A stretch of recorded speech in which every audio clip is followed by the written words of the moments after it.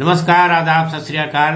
मैं Afroz Rizvi TM24 news में आप सबका खैर मकदम है, स्वागत है। पेश है देश दुनिया के हालात से जुड़ी खबरों पर उर्दू अखबारों की चर्चाएं। पेश है कुछ खास चर्चाएं इस तरीके से है कि महाराष्ट्र में ऐसे तमाम मसले आए दिन उठा करते हैं जिन पर लेकर के सियासी घमासान छिड़ा रहता है। उर्दू अखबारों ने इन पर काफी तफसील से तबसरा करते हुए लिखा है कि अभी हाल ही में कांग्रेस ने जिस तरीके से वीर सावरकर के खिलाफ अपने नज़रियों को पेश किया था, कांग्रेस के सीनियर लीडर और पूर्व अध्यक्ष राहुल गांधी ने जिस तरीके से उनकी एक लिखी चिट्ठी को पेश किया था, उसको लेकर के बहुत बड़ा तूफान उठ खड़ा था वहाँ पर। और इसको लेकर के शिवसेना और तमाम मुखालिफ पार्टियों की तरफ से कांग्रेस के खिलाफ आवाज़ उठाई गई थी और कांग्रेस की तरफ से भी तमाम अपने बचाव में बयान दिए गए थे। और वहाँ के महाराष्ट्र के कांग्रेस अध्यक्ष नाना पटोले ने तो यहाँ तक कहा था कि अगर कांग्रेस की बात गलत है तो शिवसेना बताए या वीर सावरकर के चाहने वाले बताएं कि आखिर अंग्रेजों की तरफ से 60 रुपए की पेंशन वीर सावरकर को क्यों मिलती थी। बहरहाल इस तरीके का मुद्दा अभी ठंडा भी नहीं हुआ था कि अभी हाल ही में वहाँ के राज्यपाल भरत सिंह कोश्यारी ने भी एक ऐसा बयान दे डाला है जिसको लेकर के छत्रपति शिवाजी के खिलाफ माना जा रहा है। इसमें कहा जा रहा है कि राज्यपाल ने यहाँ के जो संस्थापक रहे हैं महाराष्ट्र के छत्रपति शिवाजी महाराज के खिलाफ ऐसी बातें कही हैं, तो ऐसे गवर्नर को यहाँ रखने से क्या फ़ायदा है जो यहाँ के राज्य की स्थापना के बारे में जिसको नहीं मालूम है। तो अब उनके खिलाफ उन्हें हटाए जाने की आवाज़ें शुरू हो गई हैं और कहा जा रहा है कि कोश्यारी को यहाँ से हटाया जाना चाहिए। तो कोश्यारी ने ऐसा क्या कहा था ये हम आपको अभी बताते हैं। और उन्होंने एक औरंगाबाद में एक प्रोग्राम के दौरान ये कहा था कि छत्रपति शिवाजी महाराज के आदर्श अब पुराने पड़ चुके हैं। आज के दौर को अगर बयान किया जाए तो उसमें डॉक्टर भीमराव अम्बेडकर और नितिन गडकरी का नाम लिया जा सकता है।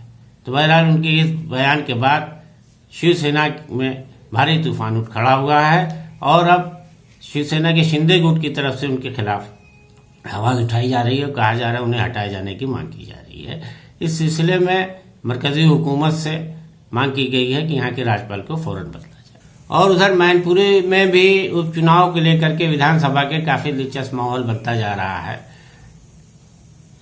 बता दें कि सपा प्रमुख मुलायम सिंह यादव के निधन के बाद से ये सीट खाली हुई थी, जहाँ पर अब उनकी बहू डिम्पल यादव ने उम्मीदवारी अपनी जताई है और वो बाकायदा इलेक्शन लड़ रही हैं और वहाँ से खड़ी हुई हैं। लेकिन इस सिलसिले में जिस वक्त उन्होंने नामांकन किया तो उनके घर से ही नाराज़गी के स्वर जागने लगे और लोगों ने इशारा दिया कि शिवपाल नाराज़ नहीं है, शिवपाल जी बहुत बेइंतहा नाराज़ हैं और वो साथ नहीं देंगे।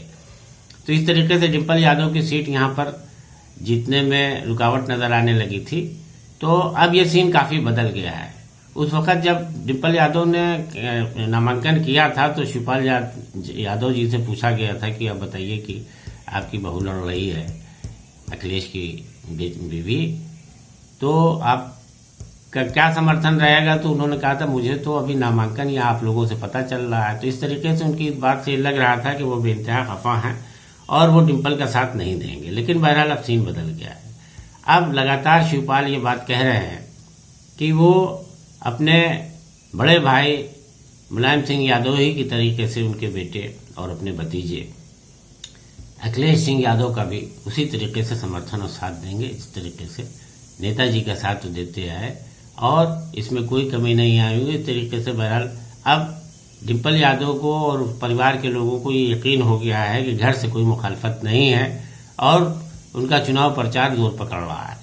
और अखिलेश यादव भी अब जो है अपने पत्नी को जिताने में जी जान से जुटे हुए हैं। बहरहाल अब जो नतीजे सामने आएंगे वो सबके सामने होंगे। लेकिन बहरहाल उसमें ये भी कहा जा रहा था कि चूँकि शिवपाल जी ये भी लगातार कहते रहे कि मेरी तो पार्टी अलग है, मैं समाजवादी पार्टी में हूँ भी नहीं, लेकिन अब वो समाजवादी पार्टी के लिए संघर्ष करते नजर आ रहे हैं। और देश के कई हिस्सों में, राज्यों में, खासकर हिमाचल और गुजरात में चुनावों को लेकर के काफ़ी ज़ोर शोर से सभाएं चल रही हैं, हर पार्टियां अपने उसमें लगी हुई हैं। और इस सिलसिले में गुजरात में काफ़ी दिलचस्प माहौल देखने को मिल रहा है, जहां प्रधानमंत्री नरेंद्र मोदी ने भारतीय जनता पार्टी के लिए एड़ी चोटी एक कर दी है कि किसी भी हाल में उसे जिताना है। और वो अपनी तकरीर में हर वो बात कह रहे हैं जिससे कांग्रेस निशाने पा रही है। वो बार बार कह रहे हैं कि वो लोग जो कि देश को गर्त में ले गए थे, आज वो सत्ता के लिए सड़कों पर उतरे हुए हैं। उनका इशारा राहुल गांधी की तरफ था और कहा उन्होंने इसमें नर्मदा प्रोजेक्ट को लेकर के भी उन पर निशाना ताना कि ये वही कांग्रेसी हैं, लीडर हैं आज कि जो नर्मदा प्रोजेक्ट को लेकर मुखालफत कर रहे थे, उनके कंधे पर हाथ रख करके यात्रा पर चल रहे हैं। तो मोदी जी ने अपनी स्पीच में इस बात पर कहा कि ऐसे लोगों को गुजरात में नहीं घुसने देना है और आप लोग बीजेपी को ही जिताएं। बहरहाल मोदी ने बीजेपी की वकालत की है तो कोई गलत नहीं किया है, लेकिन अब मोदी की इस बयान के बाद कांग्रेस की तरफ से भी तमाम पलटवार शुरू हो गया है। इसमें जयराम नरेश जी ने कहा है कि मोदी जी आवाम को गुमराह करके भारतीय जनता पार्टी को जिताना चाहते हैं। हकीकत यह है कि भारतीय जनता पार्टी अब हार के मुहाने पर खड़ी हुई है। उन्होंने कहा कि आज जो यात्रा कांग्रेस की निकली हुई है भारत जोड़ो, उससे कांग्रेस को ऐसी सफलता, ऐसी इतनी लोकप्रियता मिल रही है कि भारतीय जनता पार्टी और खुद प्रधानमंत्री नरेंद्र मोदी इससे बेइंतहा डरे हुए हैं। उन्हें खौफ है कि कहीं जो है इससे लोग प्रभावित होकर के कांग्रेस को ही ना वापस ले आए सरकार में। तो बहरहाल अब दोनों के बीच जबरदस्त जंग छिड़ी नजर आ रही है और इसमें किसका पलड़ा भारी होगा तो ये तो वक्त आने चलेगा। लेकिन बहरहाल भारतीय जनता पार्टी और कांग्रेस एक दूसरे के खिलाफ आरोप प्रत्यारोप में इसी तरह से लगी हुई है। और उधर उत्तराखंड सरकार ने उम्र कैद की सजा को घटा करके अब 14 साल कर दी। वहां की कैबिनेट ने एक मीटिंग करके जो है ये फैसला लिया है, जिसमें वहां के चीफ मिनिस्टर पुष्कर सिंह धामी की अध्यक्षता में वो बैठक हुई थी, जिसमें प्रस्ताव लाया गया था कि सरकार जो है वो उम्र कैद में जो अभी तक 14 से 18 साल के बीच थी उसको कम करके 14 साल कर दे। तो इस तरीके से अब उम्र कैद की सजा सिर्फ 14 साल हो कर दी गई है। और पहले औरतों को 14 से 16 साल और मर्दों को यानी पुरुष को 16 से 18 साल के बीच में उम्र कैद की सजा मिलती थी, जिसमें इस सजा को पूरी करने के बाद उन्हें छोड़े जाने का भी रास्ता खुला रहता था। तो अब इस तरीके से सरकार ने जो फैसला लिया है उसमें उम्र कैद की मुद्दत को घटा करके 14 साल कर दिया गया है। अब 14 साल के बाद किसी को भी रिहा किए जाने की सरकार वो होगी, उसके लिए रास्ता साफ हो गया है। तो इस तरीके से बहरहाल सरकार के इस फैसले को लोग में काफी तारीफ की है। और इसके साथ ही समाजवादी पार्टी के कद्दावर लीडर आजम खान को एक बहुत बड़ा झटका इसी उपचुनाव में लगा हुआ है, जहां उन्हीं की सदस्यता खारिज होने पर विधानसभा का चुनाव होने जा रहा है और वो उनकी एमएलए की विधायकी चली गई है अपने एक बयान देने के लिए वजह से। बहरहाल अब वहां पर ये कहा जा रहा है कि न उन्हें वोट देने का अधिकार है, न वो एमएलए बचे हैं।